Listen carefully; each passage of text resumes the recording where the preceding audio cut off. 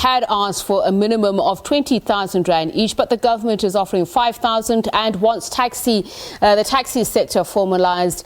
Ayanda-Allie Paine is the minister's spokesperson. A very good evening to you, and thank you so much for speaking to us. Let's first get the minister's response to what happened earlier on, where he had to be rushed out of Soshanguve. Thank you very much for the opportunity to clarify matters somewhat. I mean, I can understand, judging by the visuals that you saw, how one could lead to the conclusion that he had to be escorted out, that he was whisked away. Contrary to popular belief, that is not what transpired today. Minister Mbalula was in Tshwane to address the media there. A group of taxi drivers then began to gather and sought the attention of the minister. Minister Mbalula, out of his own volition and because he's always open to meeting with stakeholders, decided to address the taxi drivers and engage them, as it were. The questions that they asked, Minister Mbalula was able to respond to. But unfortunately, as you can imagine, this was not something that was planned by the ministry. And so when the questions came in fast and furious, and of course, some other people had to be bussed in to try and seek an audience with the minister. He needed to leave the vicinity. So he did not have to be escorted out. You know that as minister, he's always got security with him, even outside of COVID-19 and outside of such engagements.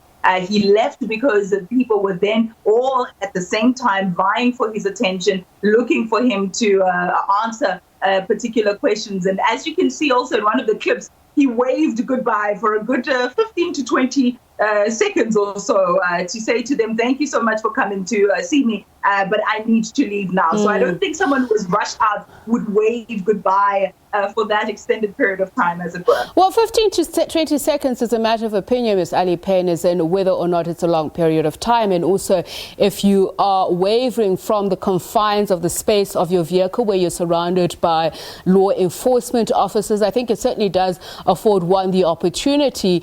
And looking at it, I'm sure there are many people who'd agree with me that temperatures were high. There were people who were moving in rather threateningly close to the minister, who had their fingers up in the air in his direction, gesturing and speaking very angrily. So did the situation get out of hand somewhat? Well, 100% I would agree with you that people were quite passionate about the way in which they were raising their concerns. I mean, these are drivers who, some of them have been without work for a number of weeks, others who had been traveling and transporting, but only at 70% capacity, others who were doing so, remember, under level 5 and level 4 with curfews or a limited operating time. So they had a lot to raise. I mean, they spoke to the minister about the vehicles that were being utilized there, your ventures, as they are popularly known. They asked Minister Mbalula to appeal to the banks and other financial service providers to please assist so that they don't get their vehicles repossessed. They made in fact, the gentleman that you're seeing now juxtaposed to my picture is the one who raised quite sharply some critical points that Minister Mbalula addressed and spoke to. It is only when the crowd started increasing in number, firstly, and when you're right, the temper started to flare, that he stood there and he said to them, I will then address these issues with your leaders, as he will be doing on Wednesday, as was previously planned. He said, I will speak to your leadership on this. I've heard your calls. And in fact, it was outside his vehicles that he waved and said, I'm going to have to leave now. He didn't run away from the situation. He was not pushed away from the situation. But yeah, I'd agree with you. It did get quite tense, and rightfully so. These are people who are looking for government assistance. It tends to a point where, was there ever concern around his safety? I mean, I believe there was concern around whether or not we could manage this. This is one individual among a group of people who were there. Their leaders not there, concerned drivers on the ground, whether or not he himself and his person would be hurt, no, but whether or not he could attend to everybody with the limited amount of time that he had and the limited capacity in terms of whether or not he could speak to, different departmental matters, whether he could speak on behalf of police, because that was one of the questions that came about. Why were rubber bullets shot at us? Whether or not he could speak on behalf of Treasury. Why aren't we able to get more money?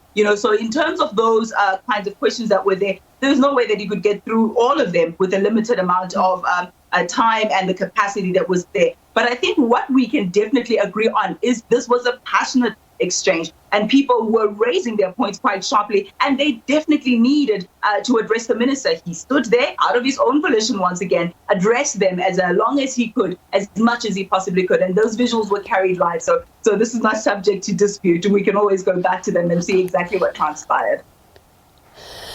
Now, another extrapolation of what happened there, because I certainly heard some of the taxi drivers themselves saying that they are not engaging with what he was saying, that in fact, to put it less crudely, that he should keep quiet because they don't want to hear about the difficulties that the minister has in negotiating with the banks. They don't want to hear how government is scraping the bottom of the barrel. And they were saying that nothing that he is saying is helpful simply because their taxis, if they were to break down, that the government is not coming to the party. The fact that the government is, according to their understanding, refusing to allow them to ride at 100% capacity. And if they did that, a lot of their problems would be solved. So when the minister said yesterday that there are taxi bosses who are unhappy with the stance of going on a strike, or should we say halt operations to a ground today because they've already lost money, whom was he speaking about? Because a lot of what we saw there were people who were passionately, as you say, opposed to the measures that government is offering because they feel that they're not being taken seriously. Well, one thing that I would agree with you on is that, number one, Minister Mbalula has never shied away from the fact that taxi operators are not pleased with the amount of money that government has put forward. That is no secret. He has made no secret of that. He's come out right to say they've questioned the amount of money that's put on the table. They've also questioned the way in which government plans to disperse these funds, utilizing SARS. But Minister Mbalula had said to them, in fact, right there and then, that the prospect of interprovincial transport, the prospect of returning to 100% carrying capacity was going to be discussed by the NCCC. And all these measures were communicated not only to the team that was there on the ground today, but also to the leadership of the taxi associations. But with regard to whether or not they say they don't want to hear anything that the minister has to say, I think they were contradicting ourselves, because a group of people who are asking questions, who are saying minister is not answering them, cannot also be at the same time saying that they don't want to listen to him. So I think what is important is that we take today's engagement in its full context. Yes, towards the last 10 minutes or so, things did get a little bit heated because more taxi drivers were then pulled in, and this now was threatening to look like a rally. This was now threatening to look like an event similar to the scenes that we had seen in North Taxi Rank, where wherever the minister is, people call others around them and break the regulation rules because we are supposed to be keeping social distancing. So Minister Mbalula did address those concerns. The taxi drivers who were there waited for him. He was supposed to just speak to the media, but he decided to engage the drivers. I need to ask a quick and final question, Ms. Allie Paine, and that is, should, as quite a few of those who were gathered were threatening that they are intending to to continue with this shutdown, is that something that would concern the minister? And if so, what would he do to help resolve that situation?